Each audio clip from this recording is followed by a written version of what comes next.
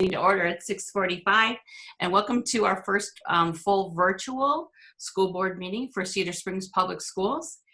And we will rise for the Pledge of Allegiance. I pledge allegiance to the flag of the United States of America and to the republic for which it stands, one nation, under God, indivisible, with liberty and justice for all.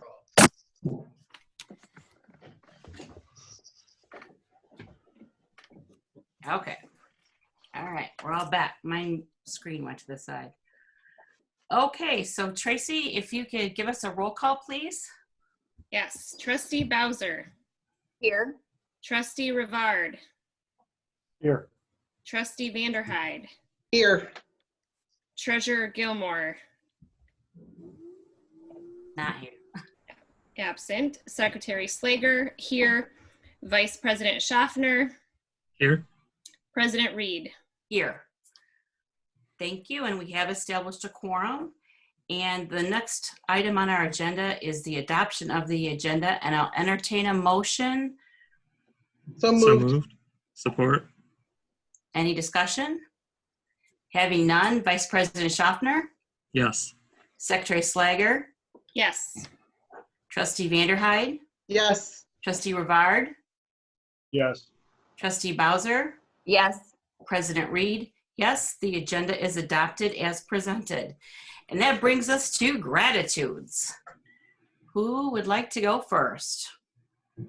I have one. I don't know if everyone is even aware of this, but I just wanted to say how grateful I am to Scott Smith, because last week, I forget which day it was, but it was late in the evening, like 9 or 10 o'clock at night. I call him. I had been contacted by a local organization needing housing for homeless women, and just kind of desperate, trying to figure stuff out. And Scott was just on it and ready to go. Ken, I believe he talked to you as well, so thank you. But things didn't pan out for a number of reasons, but it just spoke volumes to me. I just was super grateful to Scott and the team for being willing just to put our district out there and just to be willing to welcome them in and just to support the community in that way. I just thought that was huge. So I'm super, super grateful to Scott and the district for their willingness to help and serve in this time. Good. Thank you. Anybody else? Lots to be grateful for.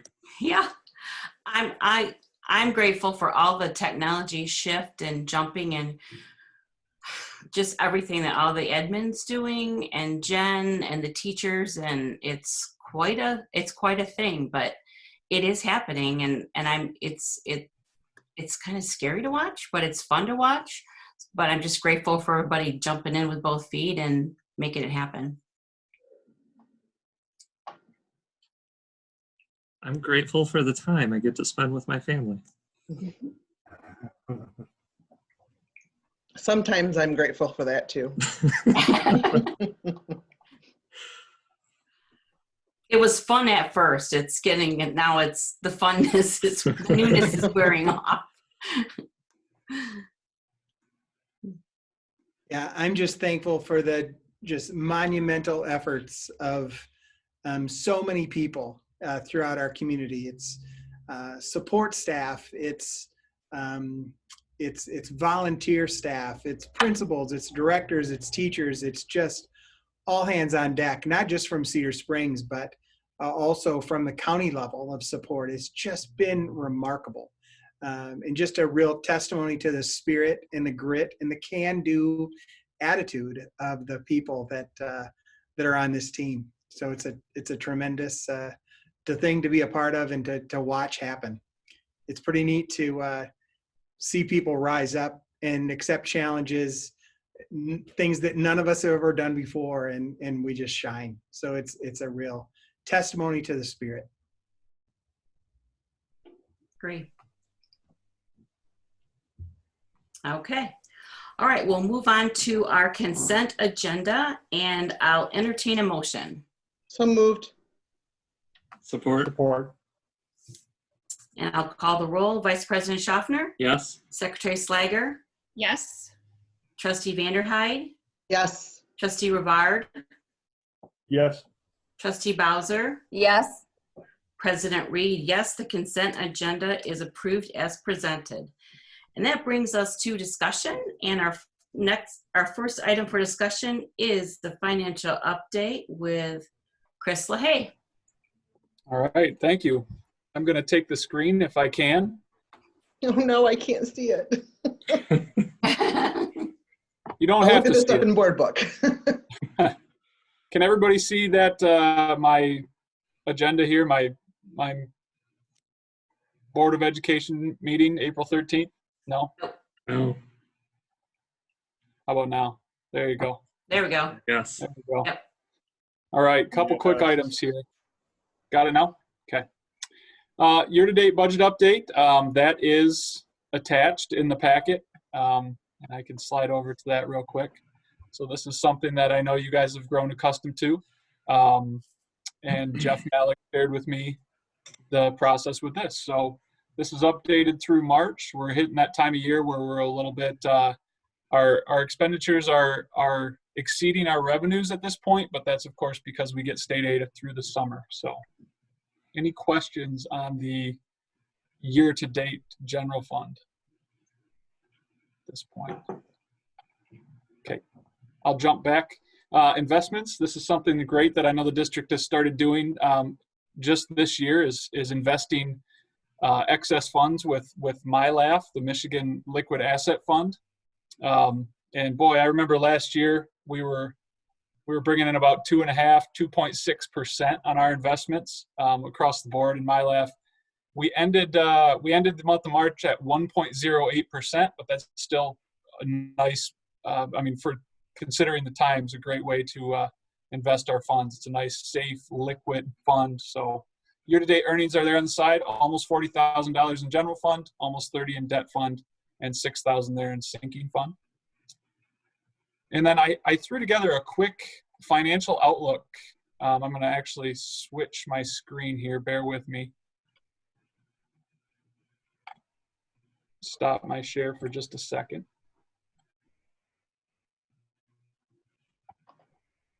So just a brief financial outlook. Obviously, things are changing by the day, but I wanted to provide just a quick update for everybody. And I thought, what better than my PowerPoint that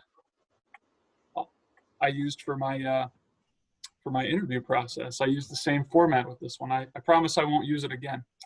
But just a quick look at where we stand right now financially. So for this fiscal year, 2019-2020, the state of Michigan has come out and said they'll continue to provide us state aid payments through the remainder of this year, as long as we meet all the criteria for the continuation of learning plan. So we will continue to receive a base foundation allowance per pupil of $8,111. There was some question if that would be prorated, and we received guidance that it will not be. So our most recent amendment projected that we'll finish this fiscal year with just a slight increase, a slight overage, where our revenues will exceed our expenditures by about $200,000, and that will be our fund balance. You guys will probably be familiar with that. That was only a couple months ago that Jeff presented that. But then COVID-19 has struck. So I put a little article in here from the Detroit News. This was from April 3rd, so just over a week ago, projecting that there's going to be about a $1 to $3 billion hole in this year's budget and another $1 to $4 billion deficit in next year's budget. So working off that, and obviously it wasn't just the Detroit News, but I've seen a lot of estimates in this $2 to $3 billion range that we're going to have quite a deficit in the budget. That's not just school aid, that's the entire state budget, but obviously we're a significant part of that. So for this year still, what does a $1 to $3 billion shortfall look like? Could be worse. So right now the state currently has a $1.2 billion rainy day fund that will most likely be absorbed. And then there was an additional just under $1 million in line item vetoes, you may remember from this last year's budget, that was going to be rolled into next year's budget. But now the conventional thinking is that maybe the governor will use that to help offset the deficit from the COVID-19 pandemic.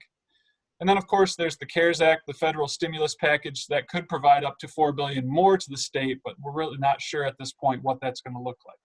So looking at if we have a $3 billion budget deficit this year, we might be okay. There's enough other places that we could take funds from. And I think that might be the thinking of why we're going to continue to receive our state aid this year without having any proration. Feel free to stop me if you have any questions. Finally, for this year, just to start to be doom and gloom. In the U.S., 10 million jobs were lost in the last 2 weeks, more already than the 2008 financial crisis. The St. Louis Fed predicted 52 million jobless, a 32% unemployment rate. I saw that Michigan just passed 1 million unemployment claims today or recently. And then the municipal bond and securities market I read last week was calling for another $300 to $600 billion of unencumbered aid for state and local governments alone from the federal government. So there's a lot of outcries for need. We don't know what it's going to look like. We just know that it's pretty dire at this point. So this is a sheet that I put in your packet, and I'll actually switch the screen again. Go back. This is something I think is worth everybody taking a look at, just to understand.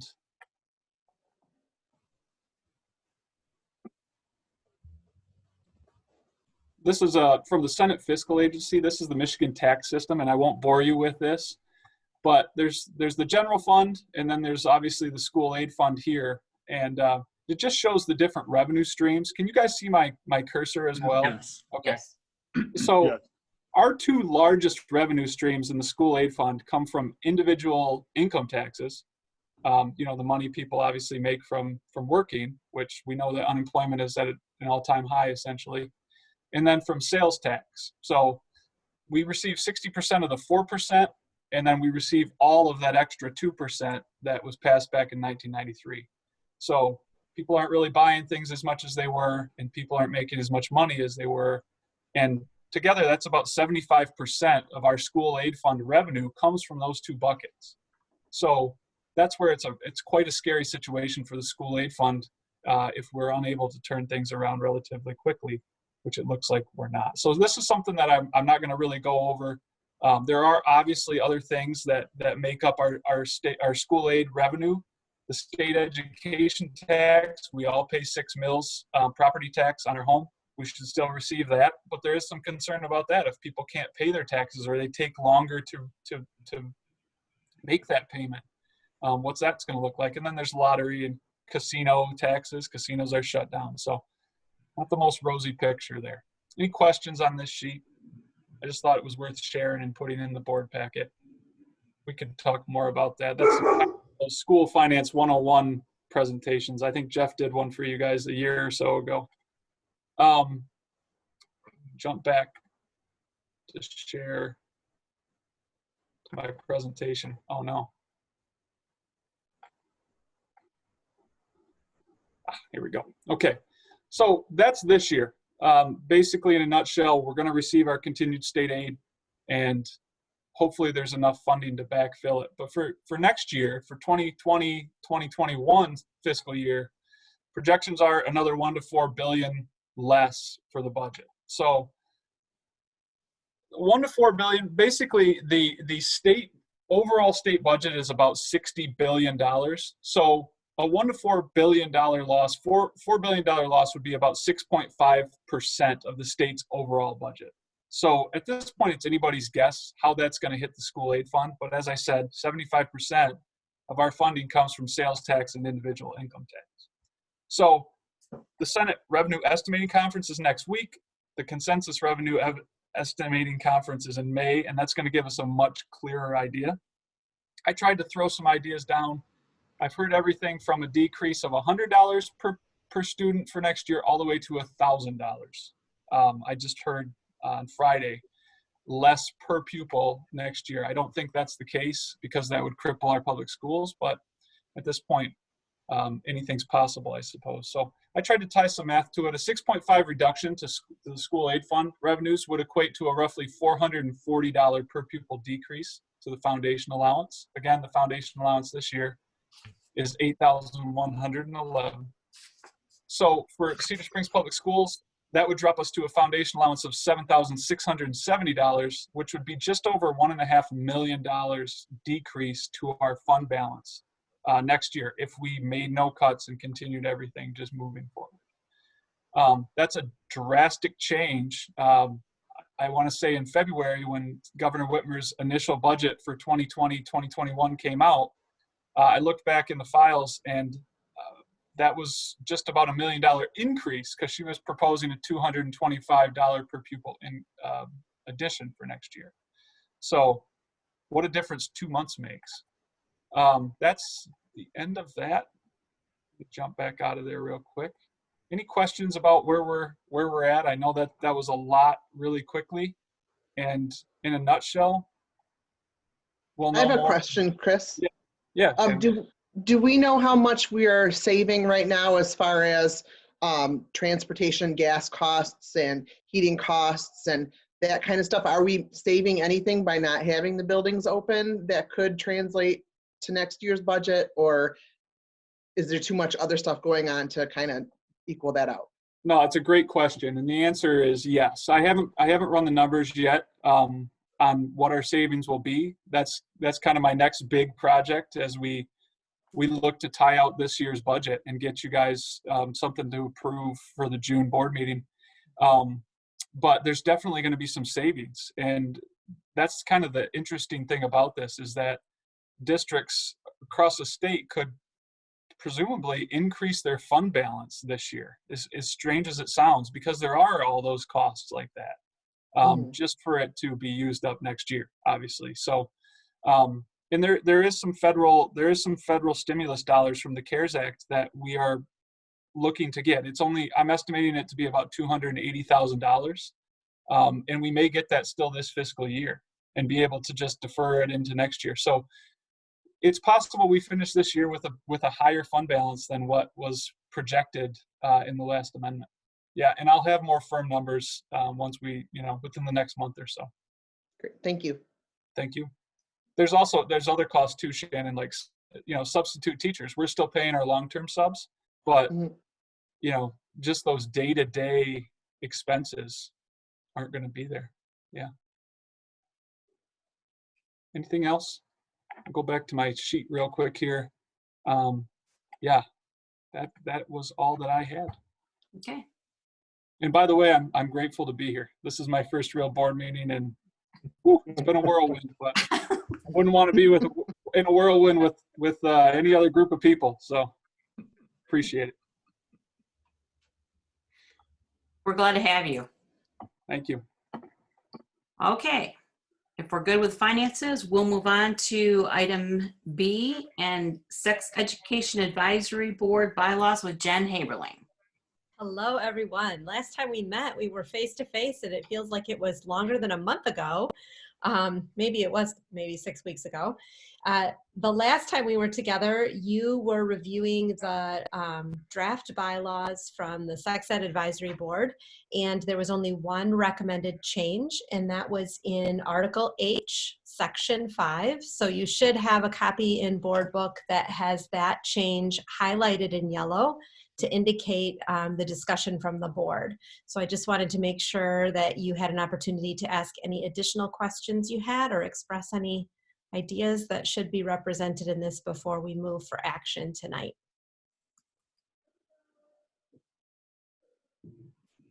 I'm fine. It's what we talked about. Yeah. Okay. Yeah, looks Okay. good. Thank you. You're welcome. Thank you. You're welcome. All right, so that's on for action. So we will move on to our item C, the high school and middle school handbooks with Jeremy Verwise and Bill Cataldo, who are joining us. Hello, good evening. Do you all have the copy of the proposed changes in front of you? Yes. Okay. I will not feel the need to throw that up there. From the high school standpoint, we've got a couple just small changes that, just as we work through things, wording changes just to make things more consistent with other parts of the handbook.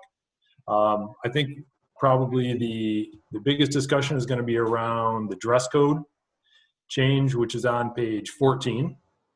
And I just wanted to walk you through sort of the process that we went through as a building and as administration, as teachers, to get to this point.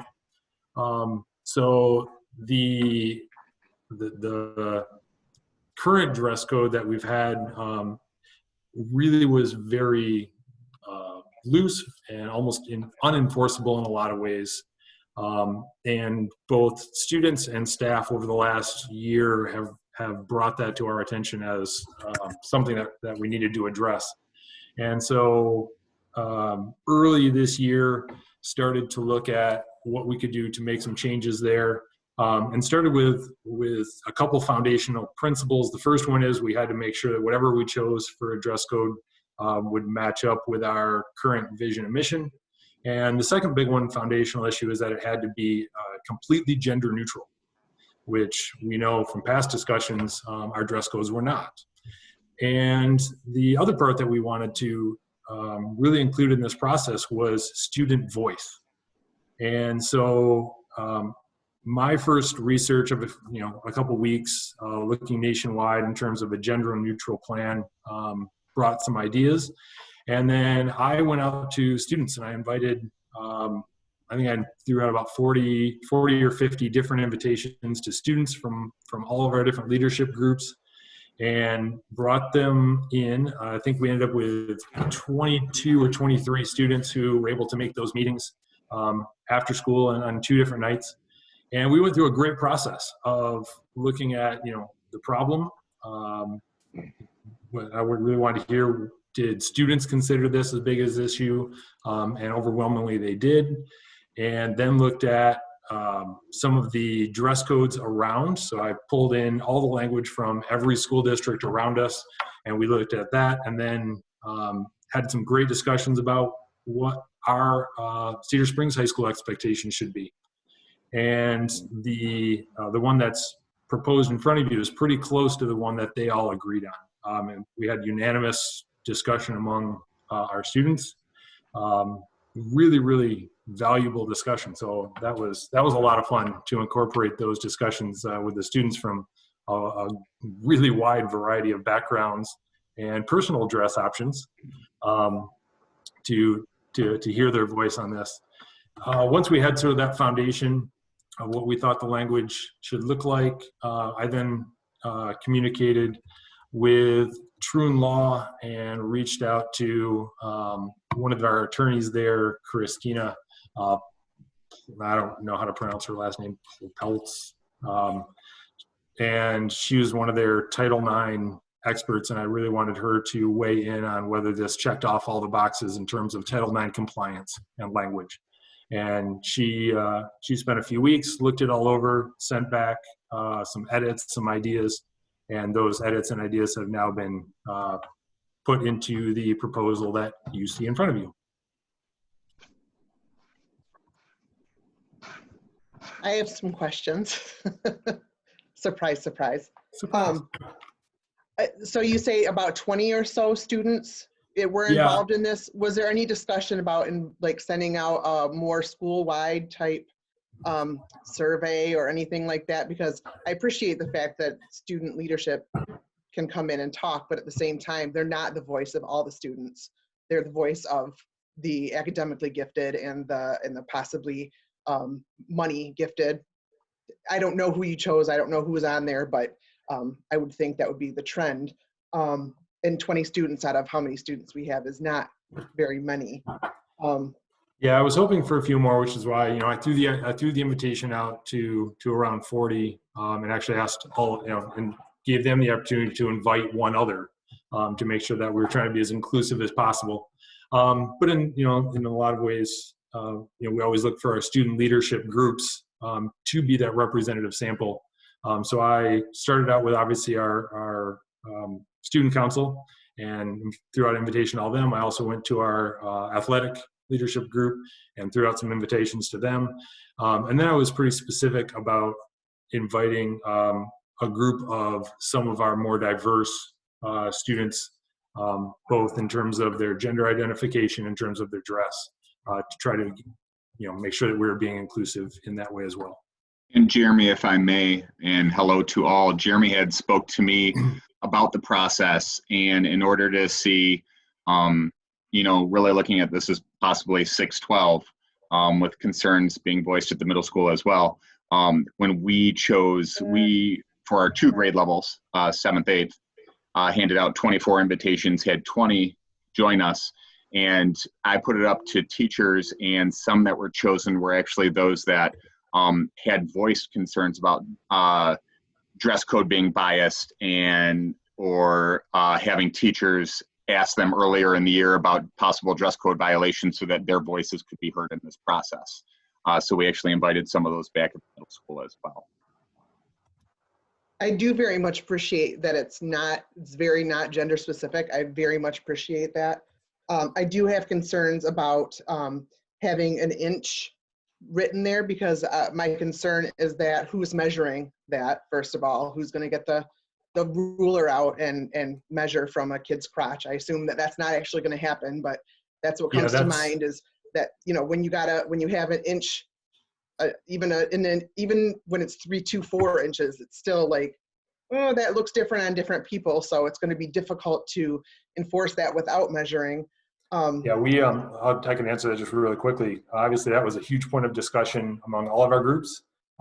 And we tried language, 49 different ways from Sunday, to address that in as clear a way as possible. And because you're right, we never want to put, teachers or administrators as fashion police walking around with rulers.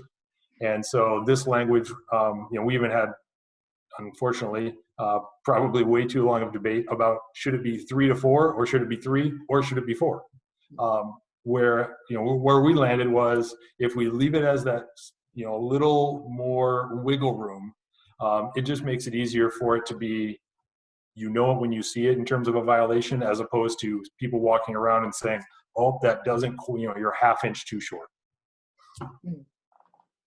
Did you do any research as far as where to find clothing inexpensively that meets those guidelines? I'm thinking of when I go shopping for my girls in the summertime, for instance, when it's hot out, to find shorts that are long like that, it's very difficult. Nope. And they're often very expensive. So I'm wondering if you did some research into that too, or no? Nope. One of the things we did was we wanted to make sure to start with that gender neutral idea. So not addressing girls shorts versus boys shorts, or even shorts or skirt. We want this to be the minimum requirements of what's covered, however that happens.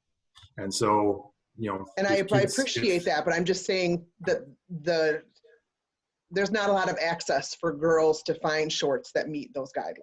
I appreciate that. It's not gender specific, but girls are going to have more trouble meeting that.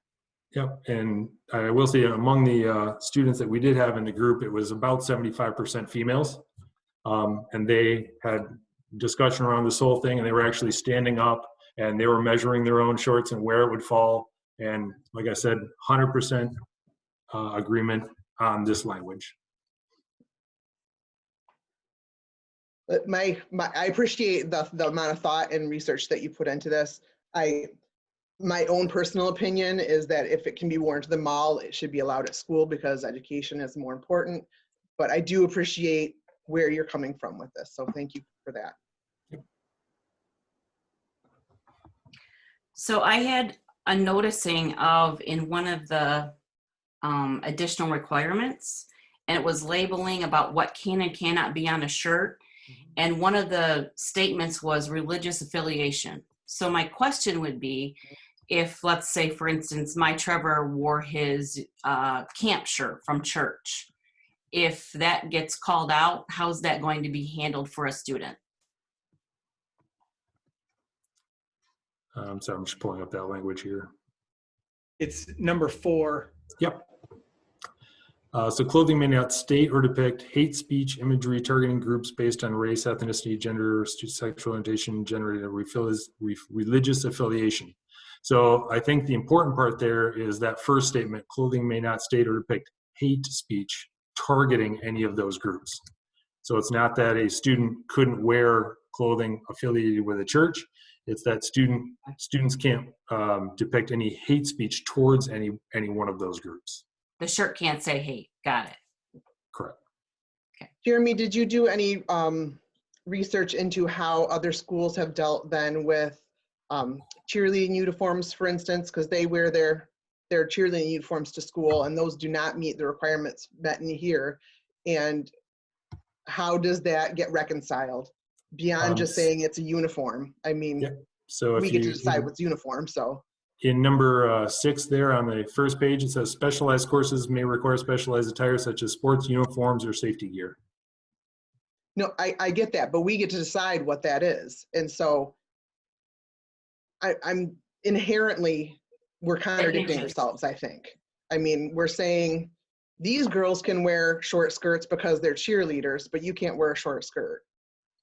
That was not wearing the short skirt to school is not necessary for them to be a cheerleader. It's not necessary. They're at school. They're not cheerleading in the school. So that's where I'm coming from. Like, how do you reconcile that beyond just saying, well, that's uniform? Is there more to reconcile that, or are we just sticking with it's a uniform and that makes it okay? Yeah, that was not a topic that came up in our discussion.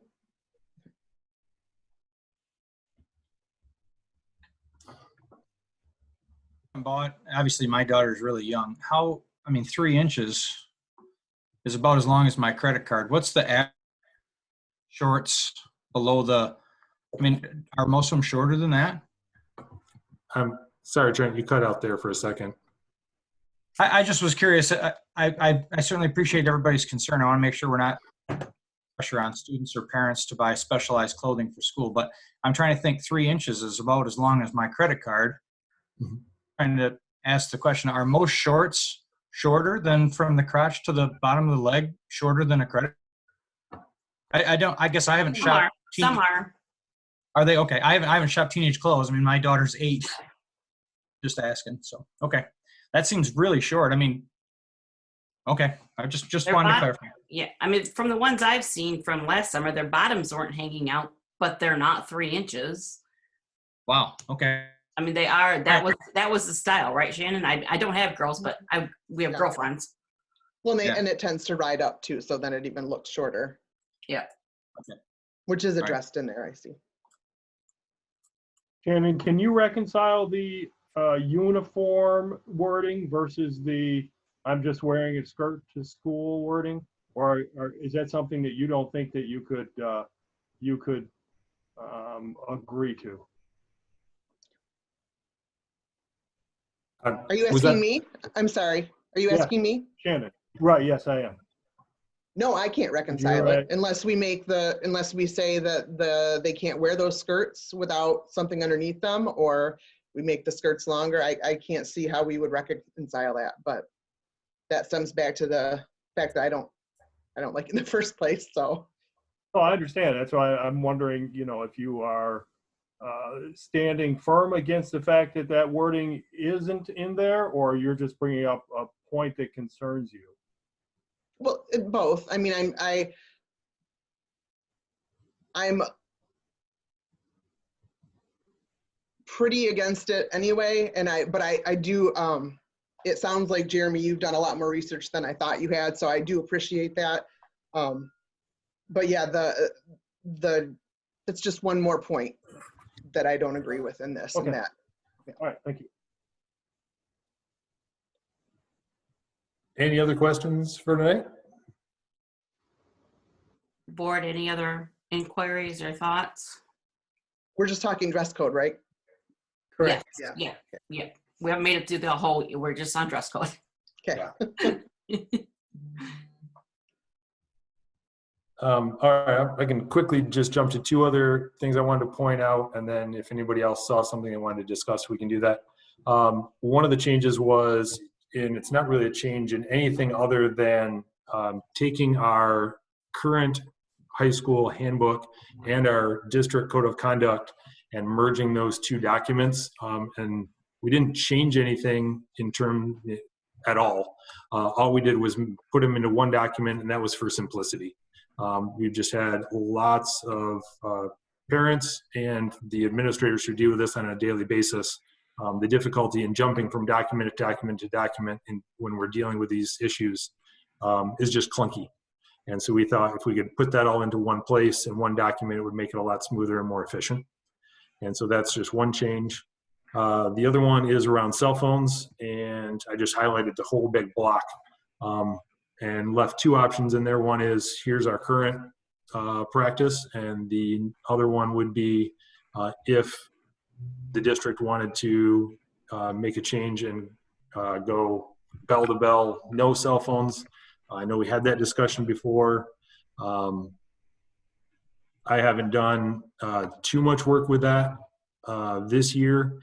I will say the overwhelming opinion among staff, I did a survey with them earlier in the year when we first made the change to not having cell phones in the learning environments anymore. And we ended up with, of the, let's see, I got 42 responses, and all but 4 of those said it was a slightly improvement. That was 28, or a slight improvement, which was 6. And of those that said it wasn't a change, the majority of those were ones who weren't allowing cell phones in their classroom before this year either. And then we had 3 teachers who said it was a slight decline and 1 teacher who said significant. So overwhelmingly, teachers have noticed that not having cell phones in the classroom makes for a better learning environment. And so then that next question is, do we want to continue that outside of the classrooms and do that as an entire high school? I did go down, I did a visit with Forest Hills Eastern and went there during the school day because I wanted to see what it looked like on the ground since they've been doing that for a year. And I met with the administration, and I just stood in the hallways during their passing time and then during lunch and just observed, and all the comments that they had made to me in the meeting about, 100% they are in favor of making that change. They see a significant difference in terms of the way that their students are able to communicate with each other. And I was able to witness that. I mean, it's a significant difference from what you see in our hallways, where students are leaving the classrooms, getting right on their phones and basically walking, with their phone in their hand, blind. A lot of them pop their earbuds in and just sort of isolate themselves. And, there, it was loud. In the hallways, it was significantly louder just because of the level of conversation. Their lunchroom was louder because everybody was conversing. And so, that was fun to see what it could look like. I got just some feedback from them in terms of how they rolled it out and would they have any recommendations. And the principal and the assistant principals there said, number one, really important that it's a district decision, not a building decision. They said that was, groundwork foundational for them, was that it wasn't a single person administrator saying, this is what we're going to do. It was the district saying, as a district, this is what we believe.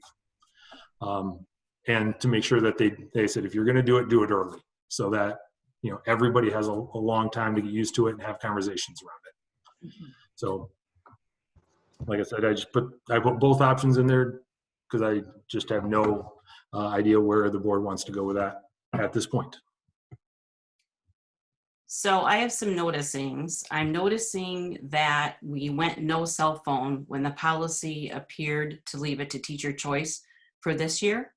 Would that be correct? No, we said it's if teachers want to use cell phones in the classrooms, they can.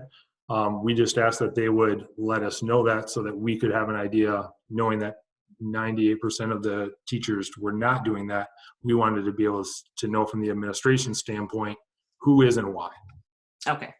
So my other noticing would be that Forest Hills did forums with parents, and they did work on this a year before they implemented it, and their middle school went first, and then they went to the high school. So our community has not had a time to embrace this. As you said, it would be a district decision, not just one administrator decision. So we've not been through that process. Okay, we haven't engaged our stakeholders in that per se. And then on top of that, we've had the internet issues at the high school, and now we have COVID-19 when we're begging for technology. So my issue is with how we don't even know how we're gonna go back to school. And we want kids to have any kind of technology in their hand, because we had staff members call all the parents to see what they had. And for us to make this change now, especially with COVID-19, I don't understand how it would make sense. I agree. To clarify, Jeremy, teachers could still request to use a cell phone in the classroom, correct? Yep. So from that perspective, it wouldn't change. If teachers still wanted to use the cell phone as a learning tool, that could still happen. Yeah, yep. We have found some ways that teachers, or some ways that they wanted to use cell phones in the classroom, that Chromebooks just didn't meet that need. And so, obviously we're not going to get in the way of teachers having that choice for those times. With the addition of the Chromebook carts into our building this year, we have had amazing access. Well, prior to now, we've had amazing access for any teachers who ever wanted to have Chromebooks in their classroom. They had them. So it was, and in looking backwards now, it has really set us up for success in this transition. I don't know what we'd be doing if we did not have those additional 10 Chromebook carts to now dismantle and be able to give the access to our students. Mm-hmm. So let's say G's in chemistry and he's not asked permission to use an app that somebody brought up, and everybody whips out their cell phone to use their app for chemistry, but he's not asked permission, and I'm making this up. So are we taking away from the teachers and what they need to do because they have to ask for kids to use cell phones? No, one of the things we do expect is, and what we found, teachers plan farther out than in the minute. So in the instances where teachers have wanted to use cell phones, it's because they know the purpose, they've researched, they know what they're doing. And so they just, hey, a week from now, we're going to need to be able to do slow motion video of this particular experiment. Great. So it never happens impromptu in a class. Linda Tanis doesn't have, let's look that up. She didn't have the cart that day because she has to share. So I'm looking at the impromptu learning pieces for the students that are going to be missed because the teacher can't impromptu say, let's do this because this would make sense in the moment. I have not had that at all. I'm going off from this input, not only that I see in the classroom, but also the 96% of the teachers who responded who said this was a good call. Our classrooms are better educationally now than they were. And typically all the teachers got to do is just drop Jeremy or I an email and let us know that that's what's going to be happening. I mean, that could take, under 2 minutes to get some kind of response back on that too. It's pretty impromptu on that point. And part of it is we want to know too, if we're walking in for an observation at that point, that, they're being respectful of what's being asked. For me, and the rest of the board can weigh in, it just seems where we're at today with COVID-19, and we're going to be relying more on technology because here we sit on Zoom. That's my wonder, but the rest of the board can weigh in. Well, I have something to say about even non-academically. There was a point this past year where my daughter was so ill, she could not even make it to the office. She luckily had her phone and she texted me, and she ended up in the upstairs bathroom, which she was thankfully able to text me from and let me know where she was. And she ended up coming out on in a wheelchair.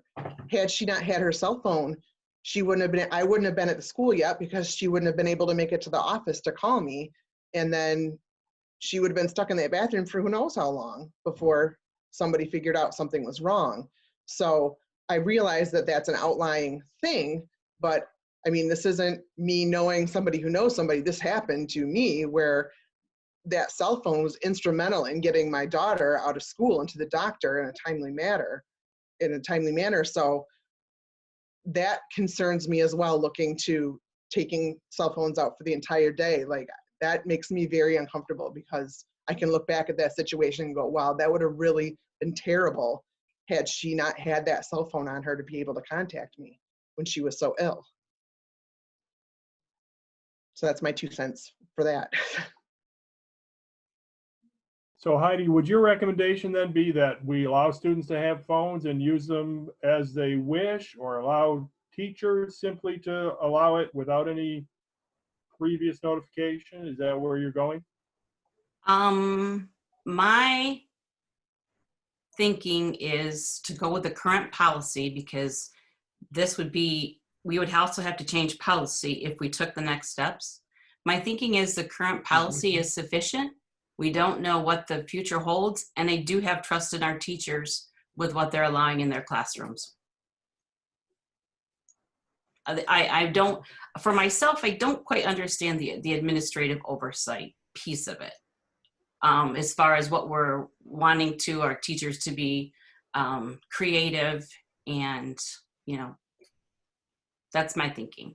And if we did the work with the forums and like Forest Hills did, that would be one thing. We haven't gone through that process to have a bigger voice, with the community.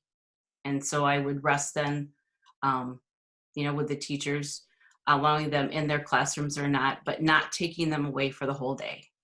I don't think that's where we're at in society right now, and especially with COVID-19. And I think there's something to be said about using them appropriately as well. I mean, Yeah. Both my daughters have their cell phones on them all day, but they know when they can and can't use them, because we teach them how to use them appropriately. And I think there's something, obviously not all parents are going to do that. So I think there's something to be said for, instead of saying just, no, you can't have them, here's how you can use them appropriately. Because I'm not supposed to be on my cell phone when I'm on the desk at the library, but sometimes our internet goes down, and guess what comes out is my cell phone, and I can help people using my cell phone at that point. So it's using it appropriately. And teaching that balance. I think is important. Teaching Right. balance, to our students. There's nobody better to do that, than the teachers that they're with the majority of the day, to work through that balance. So I have a question. I guess, Jeremy, I remember you had spoke about it, Ron had spoke about it, and we also had Officer McCutcheon's share data around cell phone usage increasing drugs in school. And so take this conversation on forward. It would be valuable for me, and probably parents and the community member and the board, one pager that basically talked about what we thought that would accomplish by taking cell phones out of the school, if that was what we were, with some data around how much drug use, is going to cut drugs in school by X%, for to reduce injury in the hallways by X number of students who get hurt walking. I mean, if that's what we're doing, I think we should be making that decision based on data. And if you recall, I supported last time a further discussion about cell phones in schools, if the data supported that it was better for the education for the students involved. And so I want to make sure we have that data in front of us. And I agree with Heidi. I think if we're going to carry that forward at some point, we engage our stakeholders first with that data so they understand the what and the why behind it. And if we did the whole thing where we had talked to parents, and we did the whole thing that Forest Hills did, and everybody else wants it done, I can get behind that. Even if I disagree with it, I can get behind it. Right now, I don't feel like there's been enough input to get behind it, especially when I don't agree with it in the first place. So. Yeah, I don't think I have any new comments, but I just agree with, I agree with some of what has been shared, that Well, I see benefits. I love, Jeremy, what you shared, just going in the hallways, that it was louder, kids were off their phones, they were connecting. I think those are positives, but I think, again, just given current circumstances where we are asking our students to connect more virtually and to have certain apps on their phone and to be available, I don't think we have enough time to engage the stakeholders to make this kind of decision for the fall. So that's where I'm at as well. And also with Trent, I think we need to have some research and stats prepared for families as well, because I think there's going to be additional questions as we continue talking about this.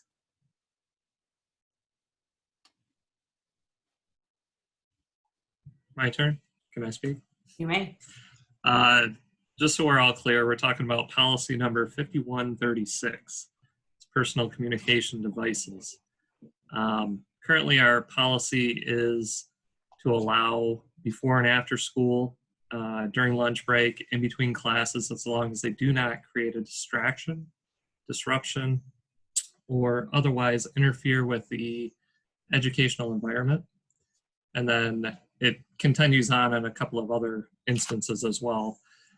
So we would have to change our policy based on what we're looking at here. And I am currently, I tend to agree with a lot of the other comments that have been said. I don't think we're at that point. I could definitely get behind it. I do see value in and not walking around with your cell phone.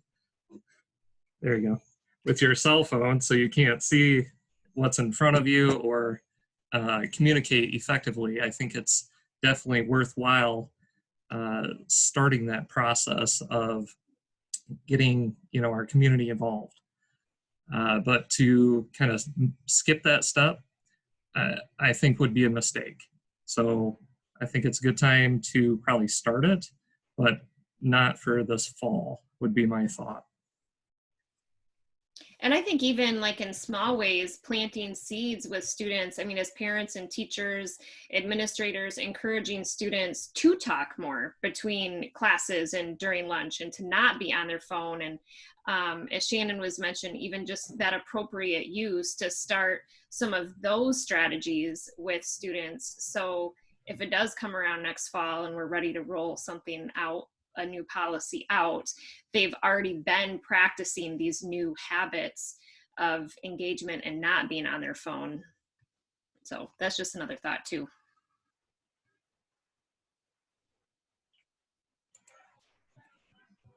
Misty, do you have anything?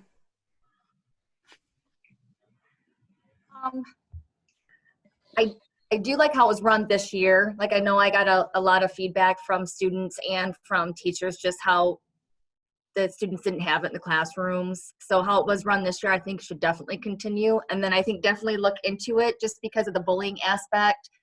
There is a lot of bullying done through social media during the school hours, unfortunately. So that's something that I think has to be taken into account also. But yeah, I mean, I am one bell to bell. I'm not one for cell phones in school, but I appreciate everybody's opinion on it. And just kind of, I think Jeremy definitely get more data on that, and Forest Hills, maybe, see how it goes with the second year. But I don't know. I think it's such a distraction. When I was subbing, it was just such a distraction, those cell phones. But yeah. Okay. Hang on, I have a call. Well, Misty, since you brought up about the subbing piece of it too, that is a comment we often hear back from our substitutes about how many kids are asking to use the restroom solely for the purpose of getting on their phone. So there are many aspects of it, but we will take what has been brought forward here and look forward to some planning of time with the board for forums with the public on that when we're able to do that. True. Hopefully soon. I hope so. And hopefully next fall is going to be normal. Okay. Anything else with cell phones before we move on? Mr. Rivard? I think you're the only one. No. Okay. Okay. All right, we can move on.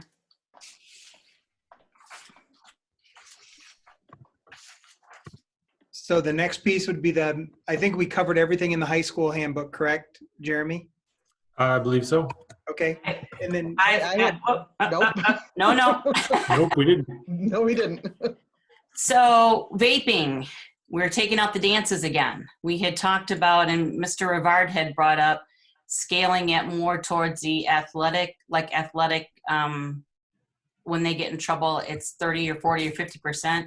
It looks like vaping came forth in this one as they lose all their dances first up. Whereas if somebody is expelled, they just lose the next dance, if I'm correct. We didn't change that for this year. We put in that they can lose up to the year that was already in place for this current school year. And then based on restorative practice, they can get that back, or we can decrease it. So it's up to. Okay. Thank you. I have I'm noticing that under that same, it's a third degree or third, I can't remember the wording used, but a third, what is it called?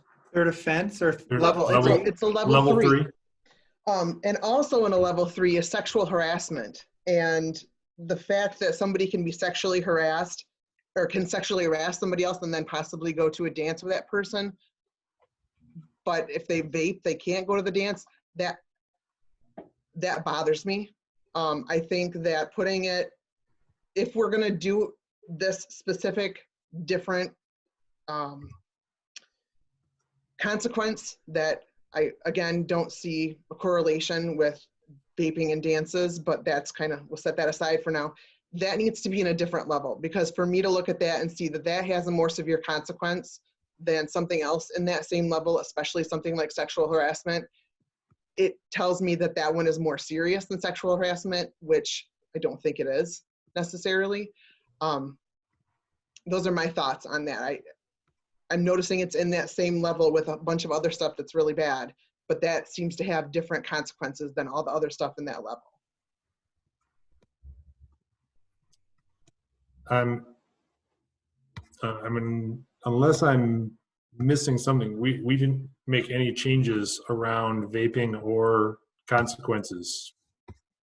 We didn't, or I didn't agree with that last time either. And I'm not sure, I thought, my personal thought was that when we went forward last year, I didn't realize it was still in there. I thought it had been taken out. So it was not, I did not realize, I understand you saying that it didn't change, but I don't know. I thought that the board pretty much had a lot of questions about it. And so I'm surprised that it was in there last year. It's kind of lumped in there with the drugs and alcohol and tobacco and nicotine and vaping. Mm-hmm. So I don't know. I kind of feel like it is somewhat appropriately placed in context. But it has an extra, it was highlighted, so I thought it was a change. That's why I even triggered it. The only change that I added in there was to add the word nicotine, and that was just based on recommended policies that everything previous to this had been tobacco, and now just changing the language to include the nicotine.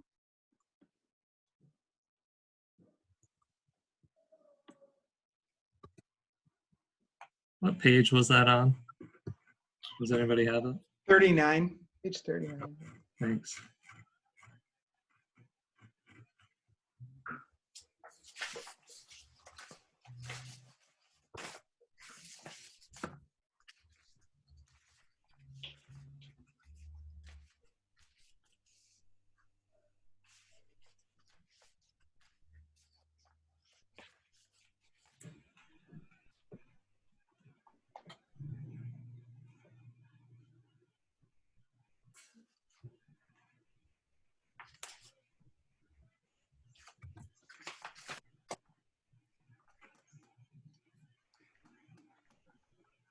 if we don't feel that nicotine needs to be in there, I can just delete that. We can stick with what it was before.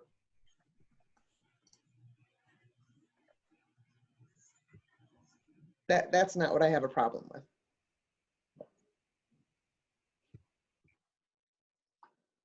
You're thinking how it's ranked in comparison with other disciplines, or because with other charges, or whatever we want to call them. Well, I'm looking at the beginning of it, and it says, first offense, this happens, second offense, this happens, third offense, this happens. Then it has a list of a bunch of stuff you can do, and that one's listed. But it doesn't meet that chart up there. It's got this extra special consequence, and so that logically doesn't make sense to me. But the fact that it's in the same group as things like sexual harassment and gang activity and stuff like that makes me wonder, does it actually need that extra consequence? It doesn't seem to me to be worse than those things necessarily. So, and I feel like that was expressed at the last board meeting where we discussed this, and I know some other board members were asking for more information on why they would be connected to dances, and I don't remember getting that information back, and so I guess I'm frustrated right now that it's in there, or that it was in there last year. Yeah, and going back to last year when we put that in, it was just to find a leverage point. So knowing that vaping has been, over the last few years, one of the larger issues that we had in the high school, we were trying to find any leverage point we could. And so that's why we went with that. It's not ranking it as a judgment as one is worse than the other. I don't think anybody would logically say that vaping is worse than sexually harassing somebody. But in terms of the frequency, it certainly comes up more often. And so we were just trying to find a way to leverage what we could. And frankly, this year, our numbers of vaping are considerably down too. So there's a win. And there are times when discipline is used as a deterrent, and other times when it's used as a consequence. And, prior to COVID-19, vaping was one of the most significant health risks that districts were facing across the country. And so to have a serious deterrent in place, I think that was the logic, that was the thinking behind the association of removal of the dance privileges last year. Because it is such an incredible health risk, and kids just don't see it. And that was the argument made last year too. I remember that. And the argument was made back that the people that are vaping won't necessarily care about the dances. That's where the problem was, that we don't know if the people vaping even want to go to the dances in the first place. So do we even know if it acts as a deterrent? So I feel like we're going round and around and around, And Misty had brought up wanting the educational piece in there, and am I missing where that's at in here for the restorative or the educational piece of it? It looks. That's part of all of our discipline, is the restorative piece. So we created an entire learning document around vaping and the dangers. And so anytime a student gets caught vaping, that's part of the process that they go through if they're willing. We also have a piece in there about a health assessment at Cherry Street or another facility that can also be used. Am I missing that in this document? Is that in the handbook? Am I missing it? No, it's part of our legal requirement for all discipline is restorative practice. That's okay. It's documented. Okay, so to look at this, the parent is not going to know that. This says, thou shalt lose blah, blah, blah. It doesn't say it. This is stated to say, any student in grades 9 through 12 who violate the use or possession of tobacco or e-cigarette, pens, paraphernalia, blah, blah, blah, will be prohibited from attending school dances for up to a calendar year. Or up to, might give some leeway there. Right, that was why we put that up to in there, so that we would have some leeway in terms of leveraging that restorative practice. So how did most of those disciplines go last year when that happened? The majority of students take advantage of the restorative practice, either by choice or by parental choice. We did have some students and parents who, the student said, absolutely not. I'm not going to go and get assessed. And unfortunately, in a lot of those circumstances, the parents didn't have a lot of leverage, over them either. So they said, I'll take the full suspension. Heidi, also, the restorative piece is called out in the discipline options in the handbook. So it is listed as one of the options for discipline. Okay, thank you. I think it's listed that way just because it covers all of the discipline in there. Yeah. Okay. So just to be clear, to clear it up for me, if somebody gets caught vaping, they first have an opportunity to do the restorative practice and then not miss the dances, or they miss the dances regardless? So generally, on a first time, we put it in as you're gonna miss these dances unless you are willing to take this restorative practice. So if you, for example, will go to Cherry Street Health and you'll go through the health assessment, then we can reduce that down. For students this year, you talk about that, the dances being a leverage. For some students, it's not. I mean, again, we're trying to hit the biggest population we possibly can. So we had students who, were writing me, appeal letters. Can I please go to this next dance? And so we bring them in, we have a conversation, say, absolutely, we want you to go to this dance. Here are the pieces that you're going to agree to prior to that. And so, we just use that as a leverage point for them to stay on the straight and narrow until then. I'm a lot more comfortable with that. I guess I was reading it as, if this happens, then this happens. But I'm much more comfortable with the way you described it, and I'm wondering if there's a way to write that in that way, saying, first that they will have to do this, they will have to go to Cherry Street Health or whatever, or else this will happen. Yeah, I think I'm not sure if it's possible or not. I think the restorative language, I think we want to keep that general over all discipline, because legally and professionally, it just makes a lot more sense for us to be able to apply that no matter what the discipline is, because that restorative practice is not just for vaping. Okay, everybody just shifted. I had where everybody was, and now I know. Where did Shannon go? Oh, there she is. I don't know. I can't see anybody. I just got a black screen, so you guys could be flipping me off for all I know. And I understand the restorative practice being all discipline. That takes me back though to that it's a special consequence, and so that's where I'm thrown off. Where this part you want to remain general, but you want this specific consequence, and so I'm thinking if you want that specificity and that specific. That's a lot of specificity. If you want the specific consequence, then maybe we need to add that other specificity in there. Does that make sense? Not completely. No, okay. Because you're saying the restorative practices covers everything. I get that.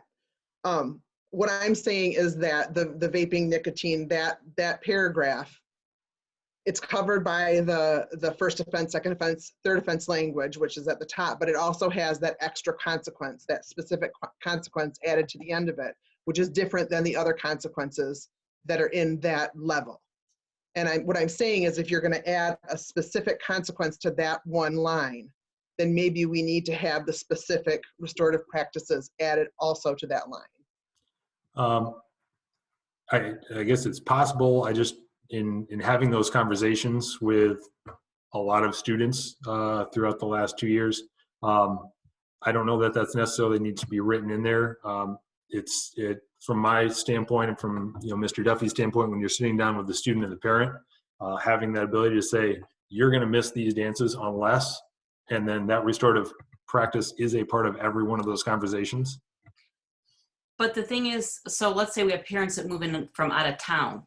They don't know that. So if parents are coming to this high school and they're reading this handbook, do they know that? I mean, no, but is that a bad thing? Like we want them to know that we take vaping seriously. We care about kids' health, and we recognize this is a huge, huge issue. It is. So, we also care about the educational piece. Yeah. Heidi and Shannon, I tend to agree with Jeremy on this one. I feel like it needs to be very clear and cut and dry of what will happen. Not to say that it's absolute. There's restorative practices as they're talking about, but from a parent side, I would want my kid to know, hey, if you're smoking or vaping, this is what's going to happen. You can beg and plead, but this is the absolute consequence that has a real potential to impact the way they live their life. So I tend to agree with Jeremy and probably just leaving it as is makes the most sense. Any other thoughts? No, I can appreciate that thinking. I just like things to not be confusing to people, but you know, we can. If it worked well last year, Jeremy, talk a little bit about the improved that you've seen. Yeah, I wish I had, gotten the actual numbers. All I can tell you is that the numbers are down overall. I can put those together for you when I run them, but unfortunately, I don't have those right now. Okay, but you've seen them kind of go down. I think I'd appreciate getting those numbers. 18, 19, it was, that was considerable. It was happening often. With our positive behavior and intervention supports data, that's readily available to us through the Swiss data piece, and we'd be able to take what we've had over the last couple of years and what we've had this year and be able to show you the difference there as well. And it is down. We can't give you hard data right now, but we certainly can supply that later. Sure. And from the middle school perspective, I know there was one time late in the year we had a second offender on it, and I called to ask Jeremy just for consistency piece with vaping, and he struggled to find someone that had gone through the second time too. So I'm guessing, Jeremy, also your offenses were way down for repeat offenders because of the practices that were in place. Just food for thought, thinking the 612 model of it as well. Okay, good, thank you. I know there are no new records in power schools over the last 30 days. Vaping is way down. We're going to do really good this year. That's going to help. I recall being one of the big opponents of the putting the dance language in there. But if you remember, we had a student council member come to one of our meetings, and they mentioned they had, I believe, 800 students at one of the dances. So I didn't realize what a large population of the community that little bit of discipline would hit. But based on what you're telling us, Jeremy, it sounds like it does work. So, I've turned on it. I think it's a pretty good idea. Thank you for the input. I'll weigh in just real briefly too. I do think right on page 5 where it breaks down the levels, it kind of includes when you're only putting all possible disciplines into 4 buckets. I'm struggling to see where we'd move that to if it's not an alcohol piece of it. So to me, it seems appropriately placed. I guess I'm a proponent of as per. Okay, thank you. I appreciate the input, the other opinions. Okay, anything else? I've got 2 little things. The one is eating in the cafeteria. I'm just wondering, is there room for everyone to eat in the cafeteria? Yes, there is with the open enrollment or open lunch. And that's in there. Just we're trying to, Mr. Duffy and I, we're trying to go back and forth simply to add some language in there to set that clear expectation of those students who do stay in the building and eat, that they're not taking that food and going into other hallways. And it's really just a practical issue of we're finding when kids go to other places to eat, they then make messes, and that's increasing our time for our custodial staff. So we really just want to be able to focus, that time. It's not changing anything other than just adding that language in there to begin with. We've verbally, let all the students know where they should be, but we did that late in the year, so we just wanted to start with it in there. Again, just to be clear about where kids should be eating their food and not going with it. We also opened up the quiet lunchroom area in a room adjacent to the lunchroom. And one of the things we are hoping we can do to make that an added benefit is to potentially put some windows in that black wall so that we're able to have better observations of what's happening and for kids to feel more belonging to it. But we had a number of students that appreciated that option just because it's much quieter in that room than it is in the cafeteria. Yeah. Yeah, I'd be the quiet one. Yeah, that was why I said. So my other issue was with COVID-19 and germs and all that paranoia. I know in the high school we have some teachers that give zeros if they're not in attendance.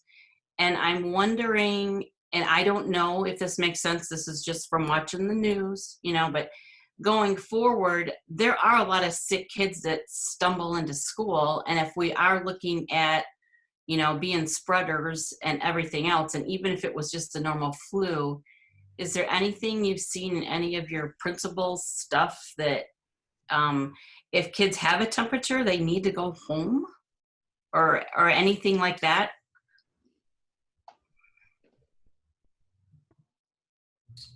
I think if they have a fever, they're not supposed to be at school.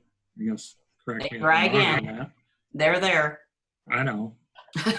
Are you seeing a zero, Heidi, for like classroom participation or something, or what are you? Yeah. Well, and it comes back from Thomas and Trevor. I can't miss because I get a zero if I'm not there. I don't know of anything particular to that point. Generally, they are omitted from an assignment that's there until they get it made up. I mean, if they go to the doctor and the doctor has said they need to be out, they get a medical, an M put in for their attendance at that point. All that's able to be made up. So I guess I'd have to have a more specific piece that we could talk about at some time too. Sure. To know where that is, because Yep. that's not my knowledge as a practice. Okay. I would expand on what you're talking about, Heidi. The COVID-19 thing. Are we putting hand sanitizers outside the classrooms? Are we looking to incorporate any sort of additional language? I guess that I think is kind of where you're going, Heidi. Yeah. Well, does something need to change that we're not looking at right now? and even it didn't say this, but I did pull one document which I can share too. Extra hand washing time. I mean, they can barely get to class now. I mean, so there is going to be some of those kind of shifts, paying attention to, germ things. So I just wanted to, bring that up, and I can share. I pulled the document. I can email it to you. But that was my thinking, being ahead of that. And even if it goes away and everything gets perfect, we still deal with the flu, and all different kinds of things. Well, to that point, face masks, gloves. Do we have to think about that differently? I know we were looking at the dress code a minute ago, and I didn't have that mindset while I was looking at it, but that's a potential. Masks are fine. Okay. Good. They cover more, so it's fine. All right. In terms of handbook, I think those are all great thoughts, and I think there's so much of what we're doing currently and going through that is going to change our practice when we go back to normal. I know Ken, that's been on his mind often, is how we deal with germs and cleanliness in all our buildings.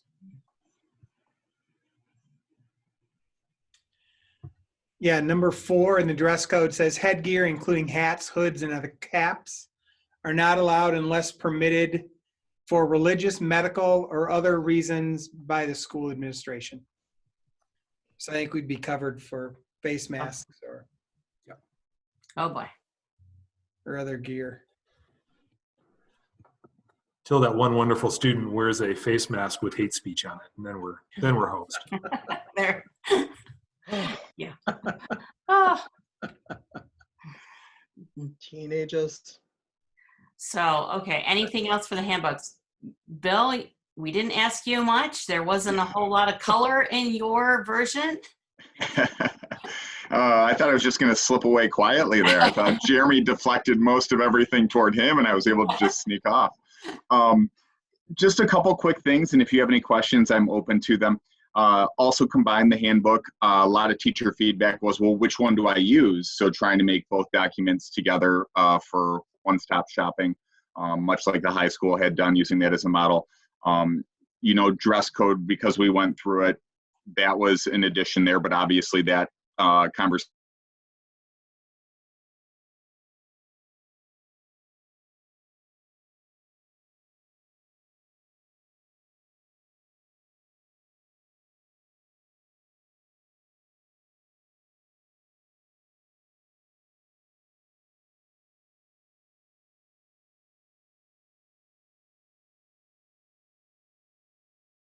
play and assault, where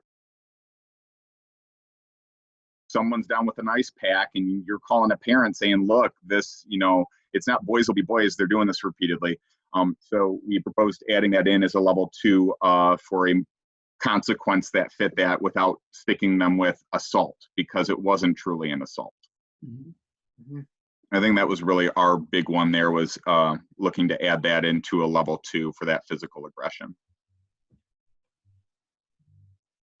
And another thing, sorry, we put in the language for a credit recovery program. Now, obviously with this, you know, it's all up in the air, but there had been a lot of work in our 6-12 talks, and especially that 6th through 8th grade, of seeing that gap for our students, and appreciate some of the thinking with Jen just to brainstorm and as to how we could support some of our learners there during the year to motivate them, even if it was an extrinsic motivation of, we need to see you getting your work in to see really what are you made of here. Let's do this. And if you aren't, you know, you're failing the coursework, and iReady scores are showing that as well. What are we doing to close that gap and put a program together for you so over summer you have some learning tailored to your needs?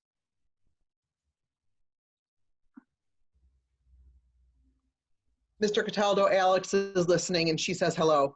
Hello. Miss you much. Sorry, that was off topic. I love it. I appreciate that. You can track that as student engagement, Cataldo. That box. Do I need to bring all my kids down? What was that? Sorry. Do I need to bring all my kids down so you can get your Yes. student engagement accounts? So that was all you had, pretty much? Pretty much, yeah. Other than a couple wording things, just to either proper grammar or, you know, moving a tardy from parent contact was after the 4th one, not the 3rd one, for a chance for teachers to intervene. Yeah. Okay.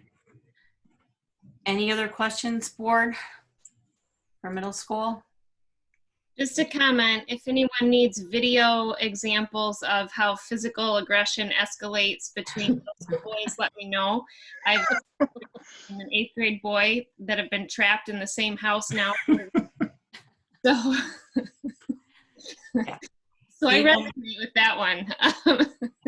Even the 20-year-olds here, I'm like, stop touching each other. They're just pushing in the kitchen. Mm-hmm. I'm finding it's not just boys. Okay. All right, that makes me feel better. Oh. All right, I think we wound up for handbooks. So we will revisit that next time. Okay, so we will move on to item D and the Hilltop Building Report with Mr. Ken Simon. All right, so I'm not going to go back through the past. We all know what has happened to the building, how the wall is deteriorating and it's shifting and moving, and we've supported.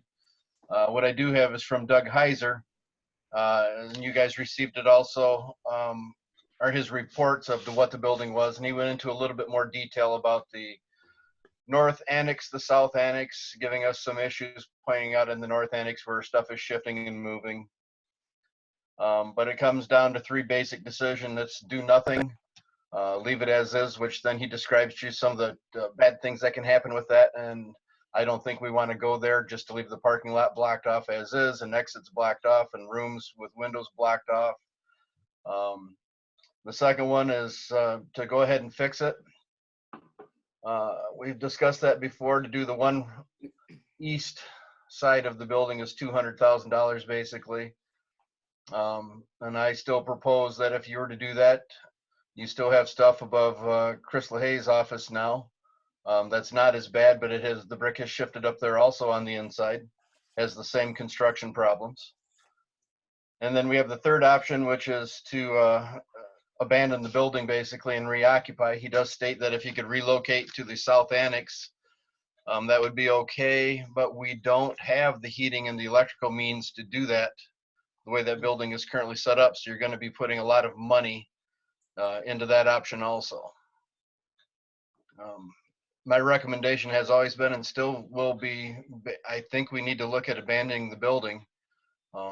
That's a lot of money that's going to go in. Plus there's going to be contingency that's needed, because I can guarantee you we are going to find something else that's wrong with it as we tear that building apart. And I think it's going to go into a bigger repair. That never happens, Ken. Come on. Oh, man. So any questions on that? I'm trying to keep it short for you guys.